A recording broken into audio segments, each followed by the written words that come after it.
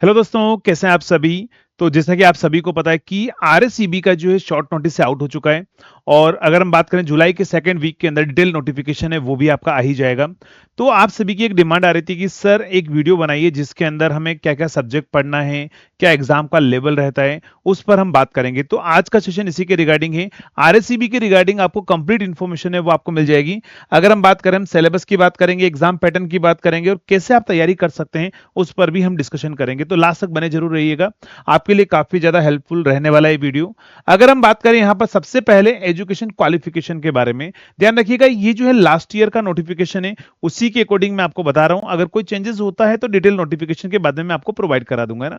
तो यहां पर अगर आप देखेंगे तो एजुकेशन क्वालिफिकेशन के अंदर आपके पास में लिखा हुआ है कि must hold the full time 4 year graduation degree in electrical engineering for the regular student.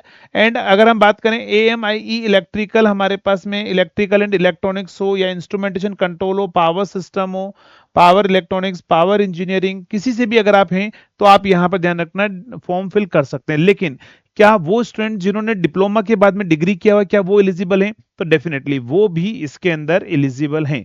तो जिन्होंने ध्यान रखना है डिप्लोमा के बाद में डिग्री विग्री कर रखा है तो भी आप एलिजिबल हैं, आप इस फॉर्म को फिल कर सकते हैं। लेकिन ओनली डिप्लोमा स्टूडेंट जो है इसके लिए एलिजिबल नहीं है।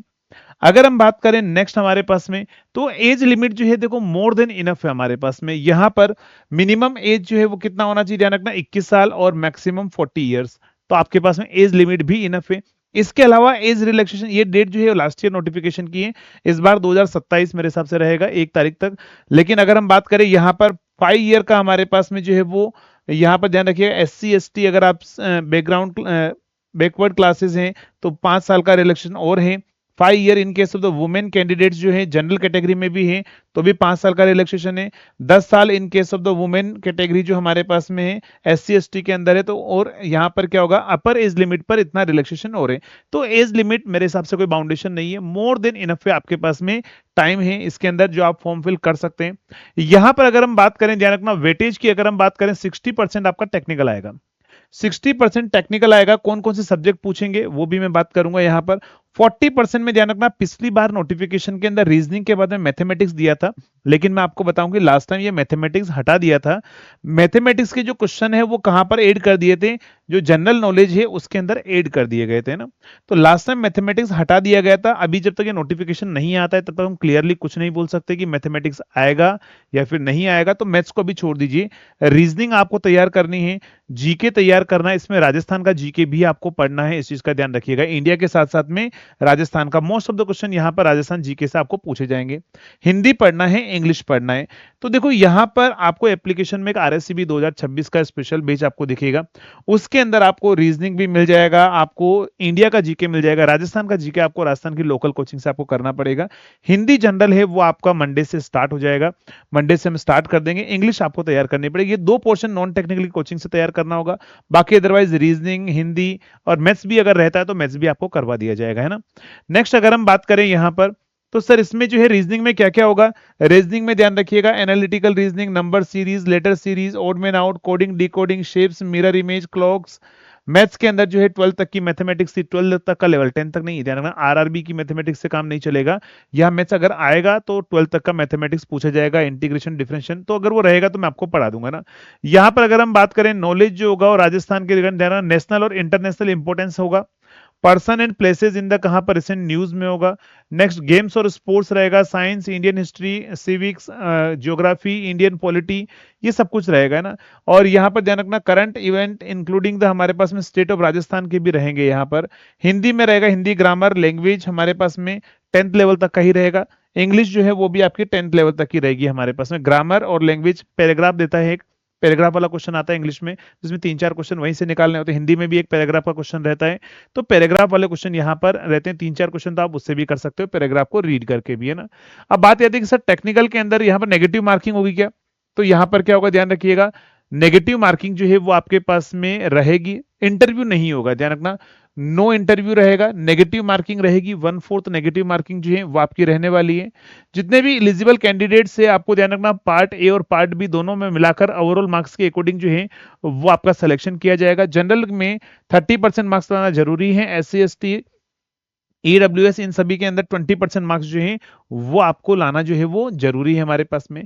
अगर आप एप्लीकेशन में जाएंगे तो आपको RSCB 2026 के नाम का आपको बेस दिखेगा, जिसकी प्राइस 1999 है, बट इस पर भी 15% ऑफ है। आई थिंक 1600-1700 रुपए के अराउंड आपको बेच मिल जाएगा, जिसमें ध्यान रखिएगा टेक्निकल सब्जेक्ट कौन कौन से कंप्लीट हो गए हैं वो भी मैं आपको बता देता हूँ कि जब आप क्या करेंगे।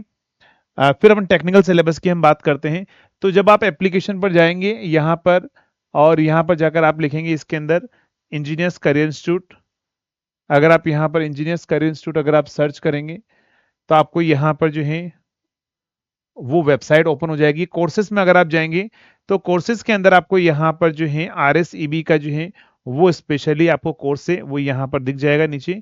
ऑल कोर्सेज के अंदर आप जा सकते हैं। बाकी डिफरेंट कॉम्बो बेच है, सी है, आप उस पर भी जा सकते हैं। उसमें हर एग्जाम की तैयारी हो जाएगी।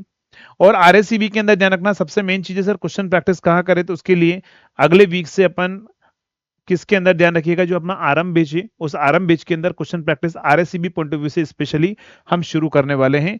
अभी RRB CBD2 और PGCL का एग्जाम होने वाला है, फिर हम RSCB और अदर स्टेट जेई एग्जाम को टारगेट करके क्वेश्चन प्रैक्टिस करेंगे। ये बेच आपको दिखेगा। इस पर जब आप क्लिक करेंगे तो आपको ध्यान रखिएगा यहाँ पर एक कोड लिखा होगा ECI 10, उसको यूज करके आप 15% ऑफ आप यूज कर अवेल कर सकते हैं। इस बेच में ध्यान रखना क्वेश्चन प्रैक्टिस बेच अलग से नहीं लेना है। आरएम बेच आपको डी इसमें क्वेश्चन प्रैक्टिस मिल जाएगा। ऑलरेडी 95 लेक्चर इसमें हो चुके हैं जो RSCB में भी हेल्प करेंगे, और आगे हम RSCB क्वेश्चन भी करेंगे। नॉन टेक्निकल में आपको यहाँ पर ध्यान रखिएगा पॉलिटी, बायोलॉजी, केमिस्ट्री, मैथमेटिक्स जो है वो अभी आपका नहीं है। इसमें रीजनिंग और बाकी सारे सब्जेक्ट जो हैं अभी आपके इसमें ऐड हो जाएंगे, तो वो भी आप प्रिपरेशन कर सकते हैं। नेक्स्ट अगर हम बात करें इसी के अंदर, नेक्स्ट अगर हम बात करें तो टेक्निकल में जब आप जाएंगे तो नॉन टेक्निकल में और भी सब्जेक्ट है, ये रहे हमारे पास में ना, ध्यान रखिएगा। नॉन रीजनिंग भी इसके अंदर है, अवेलेबल है, ठीक है, रीजनिंग भी इसके अंदर अवेलेबल है, रीजनिंग भी इसके अंदर अवेलेबल है, प्रेजेंट है। नेक्स्ट अगर हम बात करें, हिंदी अभी स्टार्ट हो जाएगा अगले वीक से ना। यहाँ पर टेक्निकल में अगर आप जाएंगे तो टेक्निकल में देखो कौन कौन से सब्जेक्ट हो चुके हैं, क्योंकि अभी आपके पास टाइम है 3 से 4 महीने, जल्दी जल्दी आपको सिलेबस करना है। मटेरियल साइंस का एक क्वेश्चन आएगा ही आएगा, वहां से यूटिलाइजेशन होगा आपके पास में।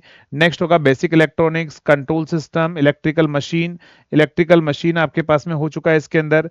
नेक्स्ट हमारे पास में क्या होगा, ध्यान रखिएगा, पावर सिस्टम हो गया है, माइक्रो प्रोसेसर हो चुका है, micro controller, digital electronics, basic electrical, measurement, इतने सारे सब्जेक्ट हो चुके हैं। अभी आपका चल रहा है इसके अंदर, ध्यान रखिएगा, बेसिक इलेक्ट्रॉनिक्स चल रहा है आपके पास में। इसमें सब्जेक्ट कौन सा चल रहा है, बेसिक इलेक्ट्रॉनिक्स, देन उसके बाद में power electronics, then signal system, ये सब्जेक्ट कंप्लीट हो जाएंगे। EMFT, तो आपका सारा सिलेबस जो है वो कंप्लीट हो जाएगा इसके अंदर, ठीक है। तो इस चीज का ध्यान रखिएगा। अगर आप प्रिपरेशन करना चाहते हैं तो आप इस बेच को फॉलो कर सकते हैं। रही बात टेक्निकल सब्जेक्ट की, तो टेक्निकल में हमारे पास में क्या क्या चीजें जो हमें पूछी जाएगी उस पर हम डिस्कशन कर लेते हैं। तो टेक्निकल सब्जेक्ट जो रहेगा आपके पास में, टेक्निकल सब्जेक्ट हैं वो आपके पास में कौन कौन से सब्जेक्ट आपको पढ़ने हैं, ठीक है, मैं आपको बताता हूँ। टेक्निकल सब्जेक्ट में देखो, अभी वैसे मैं आपको बता भी चुका हूँ, जितना भी सिलेबस है वो सारा पढ़ना है। मशीन हो गया, पावर सिस्टम हो गया, पावर इलेक्ट्रॉनिक्स हमारे पास में होगा, मेजरमेंट होगा, यूटिलाइजेशन में लास्ट टाइम क्वेश्चन देखने को नहीं मिला था तो उसको सबसे लास्ट में पढ़ना है। एटलीस्ट इल्यूमिनेशन पढ़कर चले जाना अगर आपके पास में, और अर्थिंग जरूर पढ़ना है ना।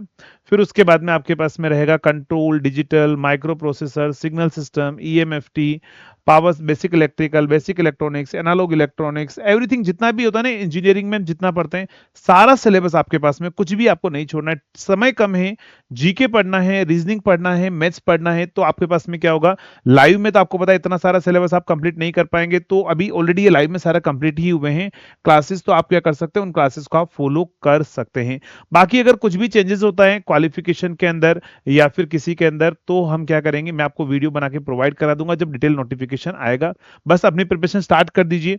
सारे सब्जेक्ट टेक्निकल पढ़ने हैं, और ध्यान रखना ये नॉन टेक्निकल का पोर्शन है जिसमें राजस्थान की जीके को जरूर स्टार्ट कर दीजिएगा। हिंदी आपका इसी बैच के अंदर आपको जो है वो नेक्स्ट या तो इसी मंडे से, नहीं तो अगले वीक में मतलब आपका शुरू हो ही जाएगा आपके पास में, हिंदी वाला सब्जेक्ट भी है ना, ठीक है दोस्तों। चलिए तो मिलेंगे नेक्स्ट वीडियो के अंदर, तब तक के लिए थैंक यू सो मच।